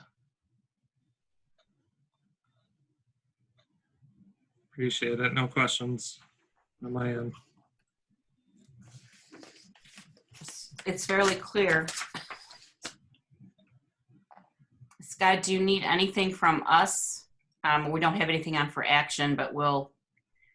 Yeah, I think we can talk about it in further detail at the work session coming up. Okay. You know, at some point in time, we're going to have to make some decisions. You know, do we take action to take it down? Or do we leave it in place as it is and just no longer occupy it? When we do that, we'll have to fence it all off. Yeah. Yeah. So that'll look pretty, right? We can put decorative fence up. Yeah. So I think we can go into some further detail and discussion at the work session. Okay. In 2 weeks. Okay. Board, any other questions? Anything you want to mention now? No questions at this time. I think if we're going to talk about it at the work session, that'll be good. Okay. All right. I was just going to say, these pictures were helpful, I think, for people to see, decide at a future date to move forward at making sure that we either send a letter or make sure, you know, we submit an article for the paper or somehow communicate these photos. Driving by the building look than when you actually get some of these close-ups where you can see the cracks. So making sure, again, we keep our stakeholders informed. That's a good point. Mm-hmm. Okay. All right. We will move on to item E, the remote learning plan with Jen Haberling. All right. Well, there has been a mighty effort among the district office and many stakeholder teams over the last several weeks to meet the executive order that we were given about a week. I guess it was just about a week and a half ago. So I do have a presentation I'd like to share with you just as a little overview. You have the detailed version that I shared in board book that was given to teachers, and then we also submitted our plan to Kent ISD, and it was approved late last week on Friday. And today was our launch with staff, and Monday will be our launch with students. So I'd just like to share a brief overview with you of what we shared with staff today. This is just a little bit shorter version than what they had. But essentially, an overview of our remote learning plan. I think one of the early pieces of feedback I got was, holy cow, this is like maybe 100 pages of reading all at one time. Could you give us the short version? And that was the short version. It's quite an intricate plan. So what we have here, let's see if I can figure, there we go. The guiding principles that we were given by the executive order were that this should be reasonable, accessible, and appropriate. And we continue to remind people this is an emergency. We're not trying to do the same exact thing that we know you can do in a classroom. We know that's not possible. And we know that this is a lot of learning for everyone. Students, staff, administrators, support staff, the whole team is doing new learning. And so we want to be mindful to keep it reasonable, accessible, and appropriate. The 5 driving purposes that were laid out in the executive order were that we should continue to build community, connection, collaboration, creativity, and compassion. And they refer to those as the C values, that those would be the most important things that would drive our work during this time, not necessarily the normal C of content that we're normally worrying about in classrooms. And then our rule, as much as possible, is to keep it simple and allow people lots of flexibility. We know that this is a big undertaking and we do not take that lightly. We understand that we'll have to do some different supports than normal, and we're ready to do that. So these are our 4 big goals. And I think the one that is most important for us to focus on is that bottom goal, which is our mission statement on every normal day and every COVID-19 day that we have in Cedar Springs Public Schools. That no matter what we're doing, we're fostering a dynamic community of learners who inspire and support one another to exceed their potential. And so this is a really great time to celebrate that that's our mission statement, because it's true of our teachers too. They are going to be a community of learners, and we are going to see them inspire and support one another so that we all exceed our potential. So we broke it down for teachers this way today, and really it's true for anyone who works in Cedar Springs Public Schools, that you'll have roles as a collaborator, a creator, and a communicator. And we're trying to keep that in mind. The message that I sent to staff right when we received the executive order was, you already have the skills you need. You've been doing amazing things all along, and we're going to see you do that with this as well. So take a deep breath. We're going to do it together. And so we're breaking it down this way for them, with some norms about what that will look like on a week-to-week basis, so that our staff, our teachers are creating collaborative lesson plans, really jigsawing the work between the team members that are there. And as we move forward, we'll see more flexibility in how we problem solve and address the situation as it evolves. So the big question that teachers really have is, so what is this going to look like? I have a family at home. My husband's trying to work from home. We've got a lot going on here. And then there's a dog in the background. So we really wanted them to know this is really very similar to what you do on the day-to-day basis. You'll be doing some planning with your teams and some learning. This week, the planning looks like, what is this system and what will the rhythm be? We're housing everything on a website that we rolled out to staff over the weekend, and eventually we'll go out to the public this week, Thursday. They'll get a sneak peek of it. Teachers will upload to Google Classroom or Google Folders the lessons, and then parents and families will be able to access those in the same place every week. So we're really trying to make this, in a very complex situation, one-stop shopping. Everything is in one location. You always go to the same place to get what you need. We heard from our stakeholder parents that things are coming at us really quickly. If I have 3 students and they're all at the secondary level, I'm getting 18 emails a day from teachers who really care a lot about my kids and my family, but it's too much. So we're trying to make it one-stop shopping as much as possible. And then on top of that, the state does allow us 5 days of professional development, and we're using that flexibly over this week and the weeks to come to address the needs that we'll have as the situation unfolds. So this week, there's some learning, and some of it's required, and some of it's optional to meet people where they are. We also recognize that much of the learning time this week is going to be making the plan. And we absolutely want people to have the flexibility to use some of the learning time to make the plan. Beyond that, the student and family engagement will begin. So everything else stays the same, but next week we begin working with students. So we anticipate that will look also very flexible, because some of the work that they will put in place this week is work that students will do offline or independently, and then teachers will be reaching out to check in with families and see how they're doing, making sure that we keep in mind that communication is one of the large goals. So I just wanted you to have a little sneak peek of the front page of the website. You can see that it is very simple on the front page, and families would just click on the grade level of their student. Once they do that, it takes them to a page for that grade level, and it has some ideas about pacing and what would be appropriate for a student at that grade level, how much sustained time is appropriate, and a message from us at district office saying, we believe in you families, we're going to do this together, it's important that we keep in touch. So it's pretty simple. Each, the current week's lessons will be there, and then below that will be any previous week's lessons. So we'll always have the current week at the top, and it's just a simple click of a button and the folder or the Google Classroom will open. So we expect this is going to be where families and educators will go for everything that they need related to this remote learning plan. So that's really what I have there for you as an overview. I'm glad to answer any questions that you have, and you do have that slideshow. Pam put it in board book just late this evening.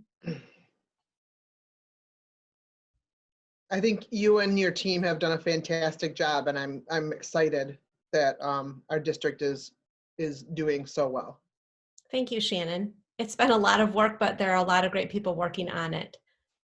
I agree. I'm really impressed. Very, very impressed. So great job. Thanks, Misty. You'll be able to look at it on Thursday as well. So it'll be on the homepage, very prominently displayed so that it's easy for people to find. We're doing some analytics on it, which is kind of fun to see who's visiting it right now. Right now it's in the staff remote learning room, so they have to log in to get to it. And we wanted to make sure they had a chance to peek at it and give some feedback before we rolled it out to the public. And today we had 258 unique viewers, and our line looks like this. Really steep curve up today for how many people were active on that. Kind of interesting, we have 2 people viewing it from Mexico, so I'm not really sure how that happens unless someone's on vacation right now. Okay. Or they're just, their time zone is off, or they're logged in funny on their Chromebook. So it's been a mighty effort. I really appreciate the efforts of Ken and Matt and Chris and Stacy and Scott. We have been working around the clock to make this go, and I think it's really nice to be able to hand it over to principals who we know are doing a fantastic job with it this week too. It looks great. Nice job. Thank you. Thank you for your encouraging tone, and just even now hearing your voice. I mean, it's so much different, but it's okay. And I just think that you've led that very nicely, helping people feel at ease. So thank you for that. Thank you. I've had to do some of my own self-talk too. Understandably. Yep. Yeah. Also, I wanted to mention while we're talking about COVID-19, I know some questions may have come up about things like the East Coast trip as an example. Ana Ramirez and I have been in close touch about that, and I just wanted to give you a quick update. I know it's not on the agenda, but I think it would be appropriate for you to know what the step forward is for that right now. So they have determined at this point that they will postpone the trip for the current 8th graders. It would not be safe for us to take students to New York or Boston or Washington, D.C. in June. And so families have been notified of that. And Countryside Tours is first devastated because this is something that it's their entire business mostly is East Coast trip, and they do a fine job for probably about 30 schools in the area. Right now, families they are not cashing any checks and they are not accepting any payments.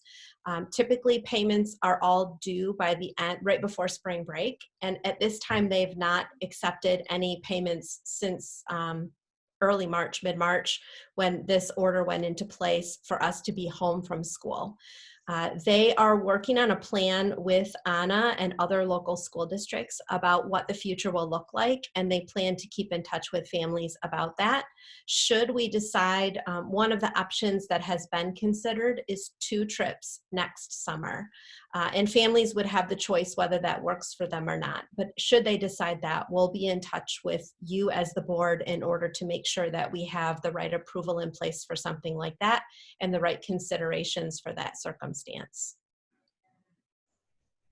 Okay, thank you. So quick question on that. Are families getting refunds then? You said no payments are going in, but are they getting money back? So when I spoke with Anna today, what I understand is that any checks that were written for that final payment have not been cashed and are being held. If families wish to withdraw from the trip, they can do so and receive their money back. If they wish to just hold right now until a decision's made, they can do that as well. And I even asked about what if they decide to pull away now, but then once the decision is made, they decide to enroll again. And she said that's a possibility, just knowing that it helps their planning now to know how many they may be talking about for next summer if they're looking at postponing it that long. Okay, thank you. You're welcome. And then I think this is great work too, Jen. Nice job. I mean, Thanks. I think school districts, I think it's fantastic. Just a question, with this good work that's going on here, does this plan, now that we have new muscle that we've grown very quickly, does this change our plans for some of those behind? We were planning on engaging an outside organization. If we now have this new muscle, does that still look like the option, or would we leverage this platform that you stood up very, very quickly? So Trent, are you talking about the work with Graduation Alliance? Yes. Yep. Okay. You broke up for a minute, so I wasn't sure if that's what you were talking about. My cell connection is terrible. I'm so sorry. I know. I'm afraid this is what we're going to be dealing with, right, for the next couple of months. So we haven't really talked about that because we barely had a chance to catch our breath. So it'll be interesting to see how teachers develop through this. And like you said, we've developed some new muscle, and it will be interesting to see what that looks like for the future. I know I talked to some PLC leaders today, and they even said, how might this look going forward for snow days? And how might this look for if we wanted PLC time? I know Indiana has remote learning days where they're planned right into the schedule, and teachers then have professional development and learning time, and kids are still learning at home, and it counts as a day. So it will certainly be interesting to see how it all unfolds and what the lasting legacy is of this thing that seems horrible now and how we get to grow through it. Thank you. I know this is brand new. It makes sense that we haven't thought about it yet, but I know there is a silver lining yet. I'm sure there will be. So thank you so much for your team's hard work. Excellent. Thanks. Okay, anything else for remote learning before we move on? Okay, move on to item F, contingency learning plan with Stacy Voskuhl. That's me.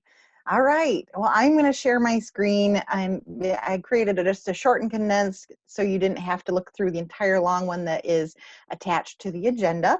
So let me share my screen. Just a second. Okay, so MDE calls special education plans contingency learning plans, which is super helpful because the general ed plans are continuity learning plans. So that's super close. So contingency learning plans is a special ed component to our continuity learning plans. So this is just a fun little thing. We are in this together. I will teach you in a room. I will teach you now on Zoom. I will teach you in your house. I will teach you with a mouse. I will teach you here and there. I will teach you because I care. Just do your very best and do not worry about the rest. So a lot of stress is surrounding our families and our staff. So I've been trying to push in a little brevity with all this. So here is 4 priorities from MDE, from CASE, and this is one of the oldest pieces of information from March 27. So the focus is on safety, health, and welfare, providing free and appropriate public education. We need to document our efforts, and compliance during the pandemic. IDEA was not created for this. So this is a slide I include with all of our communications with the entire special education staff. Focus on the safety, health, and welfare of students and staff. So I really want to just focus on the highlighted words here because I want to keep this as short as possible. We need to set clear boundaries, set up a workspace. So this is where I come in and work every day. It feels like work now, so we don't have to shift working at your table, working on the couch. This is where I come in and work. Be mindful of new mental health support needs. So it is a new normal. Productivity looks a lot different this month than it did last month. Triage families who may need additional support and demonstrate empathy and compassion for our families. Here's another slide that's been around for about a month now and says a lot. So if we were completely closed, no regular services would be provided for any students. But we are now living in this middle component here where we're delivering e-learning from the distance. So for special education, we have to consider what is appropriate in light of our current circumstances for all students. We have to make a good faith effort to provide appropriate services. We have to make a good faith effort to engage with families to determine the free, appropriate public education. That's FAPE. Are you making good faith efforts to tailor instruction? And what level of student support is needed from parents and what level of consultation is needed to support them? So we need to consider all those pieces when talking about a contingency learning plan. So our role as special education providers. So this second bullet is really the piece that I've been talking to when I meet with every single building special ed team. So I've met with over 9 different teams in the last week. I really try to discuss this the most. Remember, we are all building this together. There is no invisible standard of excellence that we are trying to meet. We're doing our best to give all students access to their education. If there is a good faith effort and clear documentation that we are meeting, we are all going to be okay. Move this back up. Contingency learning plans do not need to replicate the IEP. We need good faith effort to provide reasonable and appropriate services in light of our current circumstances. And Andrew F. is case law that really dictates that. Once you have a clear vision of the services you'll be providing, document the conversation with the family in the CLP and ensure parents are part of the decision-making process. And the caseload provider makes most, if not all, the contacts. This is a big conversation with the entire special education department that sometimes students have a special ed provider, a speech path, an OT, a PT. So instead of having 6 people call this family all week long, we're really funneling supports through one case manager. The documentation requirements for the CLP, again, good faith effort. Those words are woven throughout every single conversation, every single presentation, every single document that I provide to special education staff. If we have provided good faith effort, document our attempts, we're going to be okay. We meet our timelines when possible, and we talk about FERPA. When we meet virtually, there cannot be any recordings, otherwise that is part of that student record, and signatures are not required. CLPs are temporary plans developed during school shutdown. We need to take the time to communicate with families, establish plans, and set up the learning environment. We need to establish PBIS expectations just like we would when we were in our normal classroom. We don't jump right into learning, we set those expectations first. We meet the families where they are. They may be in a state of crisis and do not have room for learning yet. We help them by listening and being flexible. Parents may or may not choose to engage, but the offer needs to happen. And we need to offer different opportunities to promote equity and learning. So compliance during COVID. We need to collaborate with the parent on our CLPs. CLP does not replace IEP. It is a discussion with the parent on what and how supports will be provided during this mandatory shutdown. Again, FERPA, we cannot videotape during any sessions, and neither can the families. And there's no need to be concerned with other family members in the room during learning. So if grandpa walks in the background, that's okay. That's not violation of FERPA. And progress monitoring can be done through virtual conversations, video monitoring, or other methods.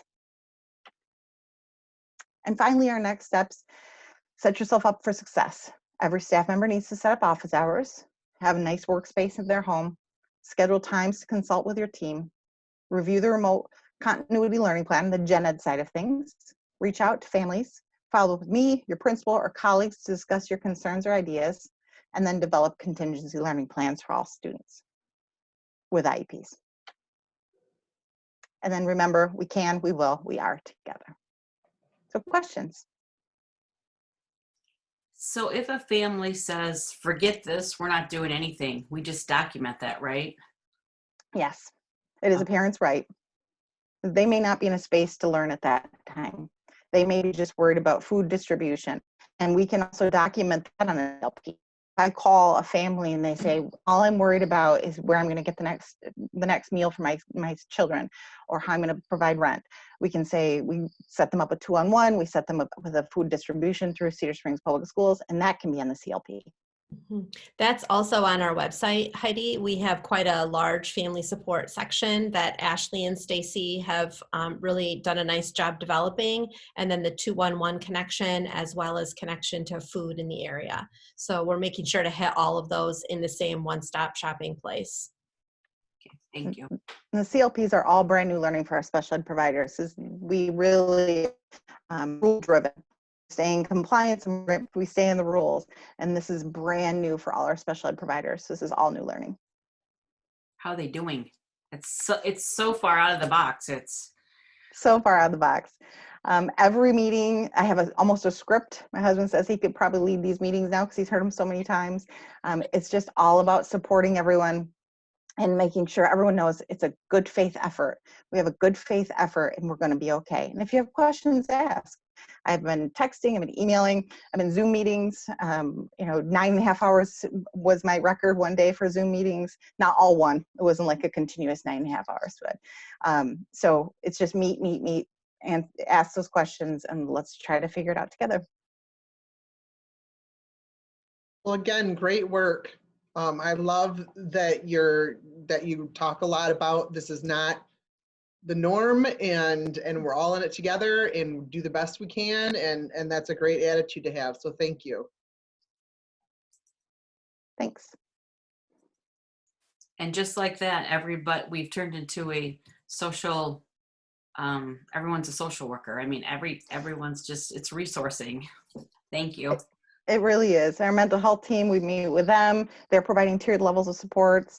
Every single team is really moving forward because they're all helpers. And so not doing anything feels awful for them. They want to move forward. They want to help. They want to do what they can. And everyone's working really hard.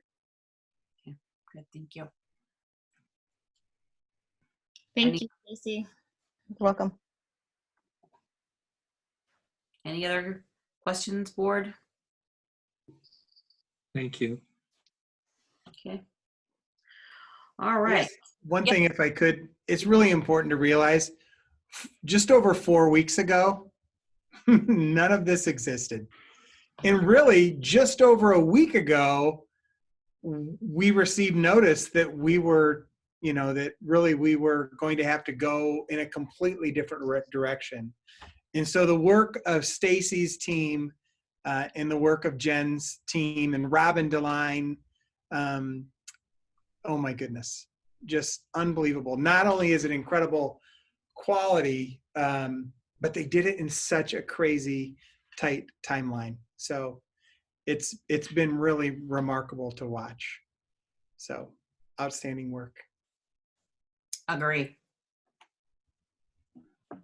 Okay. We will move on to item G, the Cedar Springs Public Schools application for preliminary qualification of bonds amended and supplemental materials resolution. Scott Smith. So this is our pre-qualified app. You basically approved the exact same document back in December when we were going forward with an election, a proposed election date of May 5. And so what this document is it acknowledges that we have pulled the bond question off the election on May 5, and it puts us in a position whereby we can then put a question on the ballot in August, asking the exact same question with really the exact same numbers. So nothing has changed between this resolution and the resolution that we passed in December of 2019. It just allows us then to push forward with an election date of August 5 versus May 4.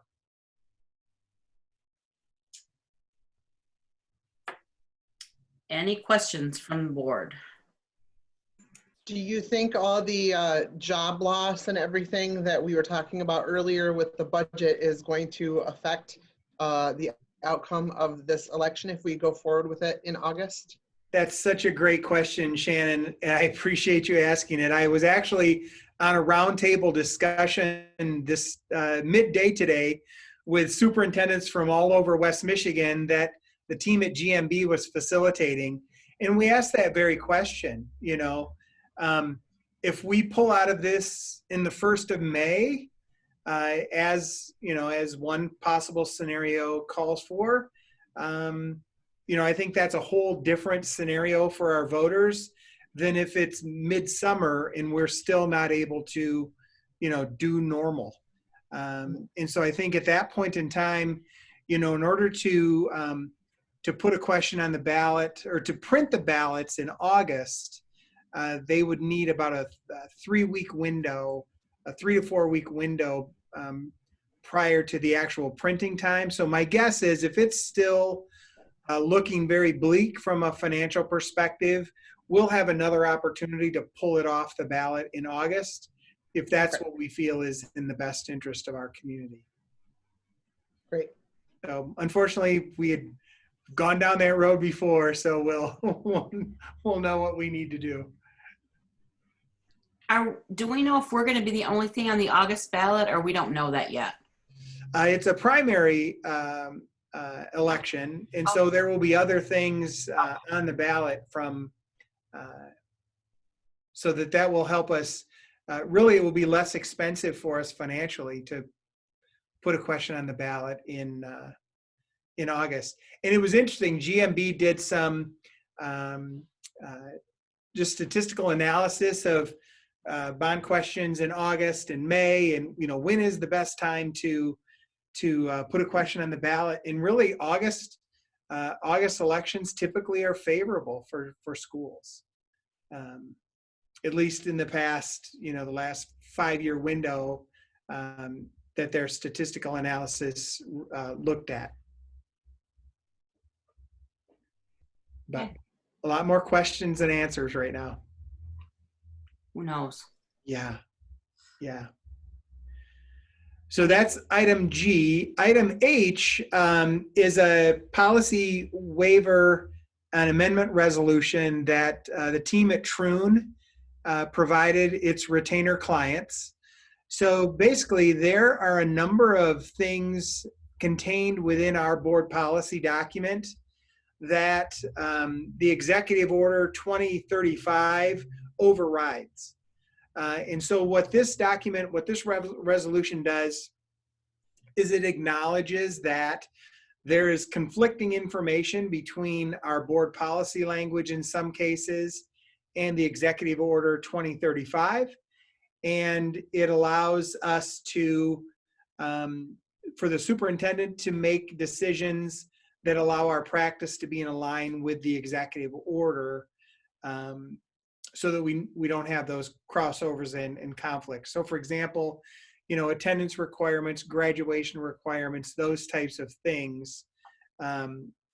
it gives us an opportunity to work around so that we're not conflicting with actual board policy language.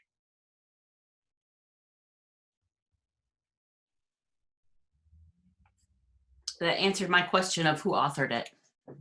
Yeah.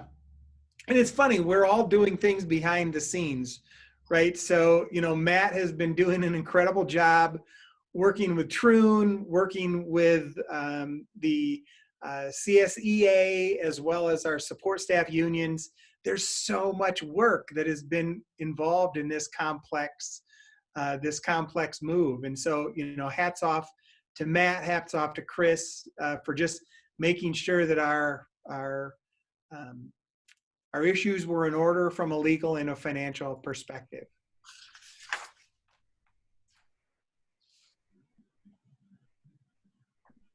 Okay, any other questions on that? That's not on for action tonight. That would be, we would take action on that at our work session. We have it on as an action item C, but if there are questions, we could have that be an actionable item in 2 weeks as well. No, that was my error. I missed it. I think that was a last minute add.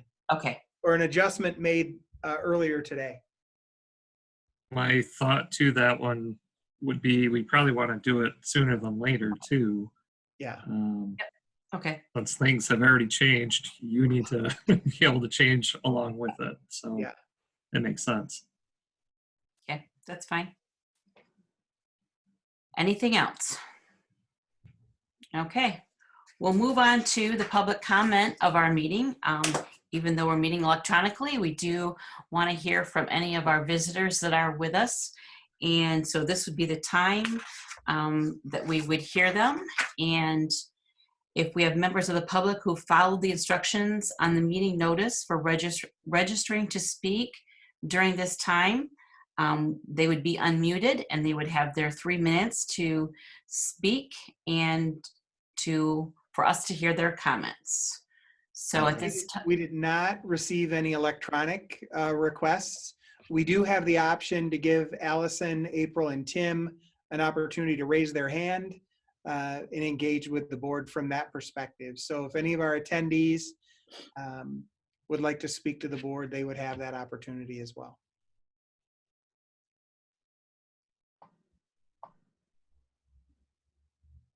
are we seeing any hands? No hands raised. All right. Okay. Well, thank you for joining us anyway. And this will be put out also on the website, so it will be open to the public to view at a later date. But thank you to our 3 attendees that have gone through the meeting with us. Okay, so having no public comment, we will move on to our action items. And first up, we have the approve the Sex Education Advisory Board bylaws, and I would entertain a motion for as presented. So moved. Support. Support. Any discussion? Having none, Vice President Schaffner, Yes. Secretary Slager, Yes. Treasurer Gilmore, Yeah. Trustee Vanderhyde, Yes. Trustee Rivard, Yes. Sorry, Trustee Bowser, Yes. President Reed, yes. Motion carries for the advisory board bylaws. Item B for action tonight is approving the Cedar Springs Public Schools application for preliminary qualification of bonds, amended and supplemental materials resolution, and therefore directing the superintendent to file with the Treasury. I'll entertain a motion for as presented. So moved. Support. Any discussion? Having none, Vice President Schaffner, Yes. Secretary Slager, Yes. Treasurer Gilmore, Yes. Trustee Vanderhyde, Yes. Trustee Rivard, Yes. Trustee Bowser, Yes. President Reed, yes. Motion is unanimously approved. Our last item for action tonight is the policy waiver and amendment resolution because of COVID-19 and those issues surrounding that. I'll entertain a motion for as presented. So moved. So Support. Any discussion? Having none, Vice President Schaffner, Yes. Secretary Slager, Yes. Treasurer Gilmore, Yes. Trustee Vanderhyde, Yes. Trustee Rivard, Yes. Trustee Bowser, Yes. President Reed, yes, motion carries. And we'll talk with Tracy later about signatures and those kinds of things. So we'll move on to communication. And for the Board of Education, we've got some virtual training pieces available from MASB if you have time. Work seems to be taking up a lot of time working from home. So MASB has thrown out some higher level classes, which I thought were interesting, not just the 100 series. So there's that. So other than that, board communications, does the board have anything else to share?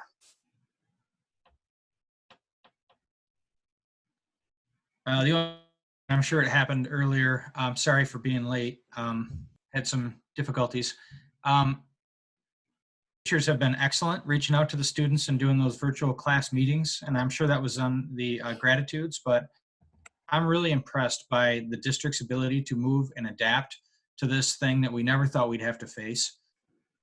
And that's apparent through the actions of the teachers, all the way up to the leadership demonstrated by Scott and his whole, and the ability to, again, adapt to this, build curriculum around it, find technology solutions. Absolutely amazing. So again, late for gratitudes, but I wanted to get it in. Thank you to everybody. Thank you. Anything else?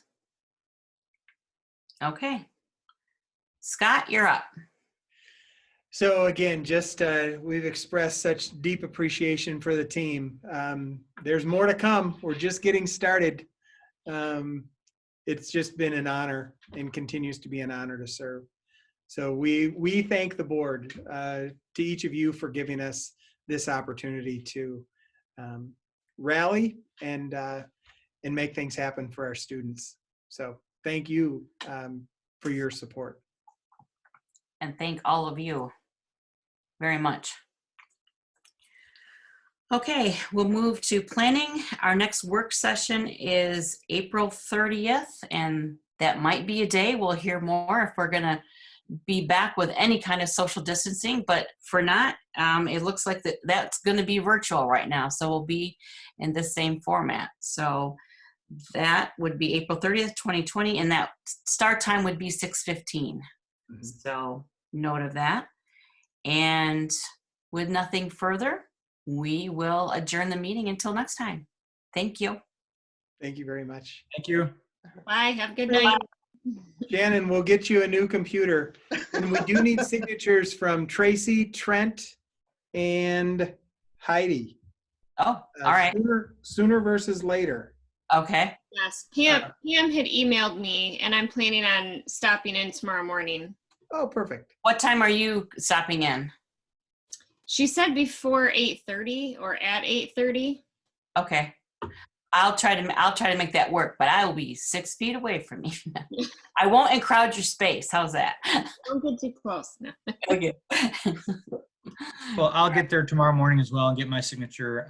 Okay. So it'll probably be, I'll set my be clock. all right. Thank you. Perfect. Thank you so much, everyone. Yeah. Hey, be well. Thanks, friends. Bye-bye.